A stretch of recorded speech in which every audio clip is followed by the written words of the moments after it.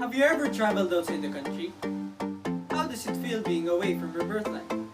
Or what about the culture and the foods of other countries? The experiences of a Filipino being a tourist in other country was immortalized in the essay of Carmen Guerrero-Nakpil. Manila was where the author was born and raised. Carmen Guerrero-Nakpil, who is straight down to her family and friends. She received her education in an all-too-proper private school for girls. She never knew once, and she was the only girl in the family. A fierce pride in her identity as a woman and a skill for elegant expression that is the envy of many. Experience has taught her that any clever woman can preserve domestic tranquility by the mere act of perpetuating man's alleged superiority to anything he surveys. She is a Filipino journalist, author, historian, and public servant from Ermita. She has served as the editorial columnist of the Evening News, the Philippines Herald, the Manila Chronicle, the Manila Times, Asia Magazine, and Malaya. She has published 10 books: Women Enough, A Question of Identity, History Today, The Philippines and the Filipinos, The Rice Conspiracy, The Centennial Reader, Whatever, and the Autobiographical Trilogy. Myself, Elsewhere, Legends and Adventures, and Accent. She was elected to the Executive Board of the UNESCO, Paris in 1983. To the background of the author, we can therefore say there is really no doubt why she became prominent during her days. One of her most famous stories was Where's the Patis? As you read the title, maybe there are some confusion to your mind, like why the author used that phrase for her title. Up in, and together, we will journey this wonderful topic. Travel has become the great Filipino dream. Going abroad and be a tourist in other country. In a foreign country, he experienced to adapt with new culture, includes their manner, outfit, and what they eat. Pinoy surely misses the environment, people, especially the food in the Philippines. But the problem was, only expensive foods from different countries, such as pink salmon from Scotland, golden English herring, and many more was being served in the table. Pinoy is yearning for white rice, a bowl of sinigang, and a little saucer of patis. He pushes himself to eat expensive foods while thinking about the foods in the Philippines. He tells that rice is considered a vegetable in Europe and America.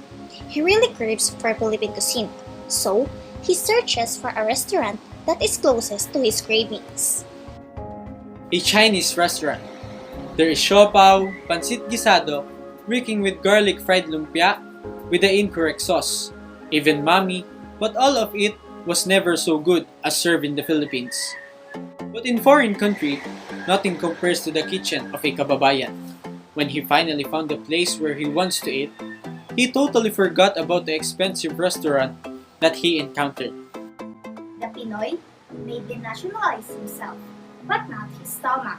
Wherever we go, we will always crave a piece of home, and that reminds you of who you truly are. Indeed, this essay shows unity and well-organized ideas throughout the 19 paragraphs. It shows how the character in this story are our fellow Pinoy experienced longing for food in the Philippines, particularly sinigang with patis. It is also emphasized in the essay his cravings for rice. Every ideas and phrases conveyed by the author explores the events that have encountered by the Pinoy. There are familiar and unfamiliar words and phrases that we will unlock for better understanding. Despedida, farewell party, or devs, serves as an appetizer at the beginning of a meal. Consom, clear soup made from richly flavored stock. Buyabaz, stew made with strong spices and various kinds of fishes. Tornidos, pieces cut from fillet of beef. Cosmopolitan, citizen of the world. World-weary author, showing fatigue from boredom and a quality of being conceived. Staff of life, a staple diet. Back of his hand, have a very good and detailed knowledge of something. Denationalize, deprive a country or person of nationality or national characteristics. The essay goes through a gradual shift from travel has become the great Filipino dream, line 1, to nightmare, line 3. This reflects to the experiences of the Pinoy abroad. To a foreign country, it is a must to learn their culture and the way they usually live. But even though a Filipino could reach every part of the world and adopt the customs of those countries, he will always have a Filipino stomach that would crave for Filipino delicacies and dishes. This story shares how the Pinoy satisfied his cravings for Filipino food. And that place is the kitchen of a kababayan. What does the word patis symbolizes in the title? Where's the patis? Literally speaking, patis is a fish sauce used in Filipino cookery, where we can find easily in kitchens. On the story, patis symbolizes our country's delicacies. We know that patis has a strong aroma that distinguishes it from other condiments, just like our food in the Philippines. Where's the patis means the longing and love of Pinoys to our country's food, which differs from other food served abroad. If you simply read the selection, you can conclude that it is just all about a Filipino who traveled abroad and suddenly missed the Filipino cuisine as there are only minimal Filipino foods there. We are remembered by our overseas Filipino workers and their experiences. OFWs are willing to sacrifice their accustomed culture here in the Philippines just to provide a better life for their families. When you go abroad, or in any place that you are not familiar with, you will experience a huge culture shock. It is hard to live and adapt with it, but as the saying goes, life is a changing process. There are no constant things in life. There will always be a change that may be beneficial for your own growth and as a citizen of your country. One should always remember that exploring and trying new things are good, but we must not forget where we came from in the first place. The story, Where's the Patis, shows us that not all beautiful places and things that we see are admirable, because still, the best place is in the most comfortable and livable place where we find joy and belongingness, and it's in our own country. Another, this literary piece sums up the nationalism and patriotism of a Filipino to his country, Philippines. As Del Pilar Academy students, we are guided in a Delpan values: disciplined, excellent in learning, loves God and His creations, positive in thinking, accepts others, and nationalistics. At this time of pandemic, there are many wrongdoings in our government. Sometimes, you will really say to yourself, why do I live at this kind of country?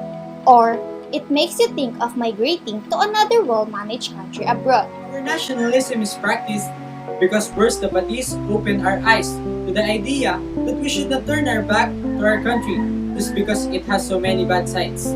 For it is the reason why we reached this far, and it molded us to the version of ourselves today.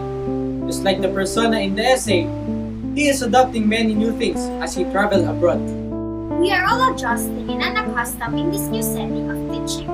Some of us are able to engage and cope with it easily, and some are not. Nonetheless, it shows our excellence in learning. Having positive thinking, we may encounter difficulties in the road of learning, but it won't stop us from being educated. Knowing also that each of us is different from one another. With this, we accept others as what they are. Just like the persona in the essay, traveling abroad, encountering many people, and bearing with them at the same time. Self-discipline helps us to learn on what is the right thing to do, rather than what you only want to do. Just like as students dealing with this kind of learning, even though it's tough, still standing firm, fighting for our dreams. Lastly, the value of loving God and His creations is also in our hearts, and appreciating things with all our might.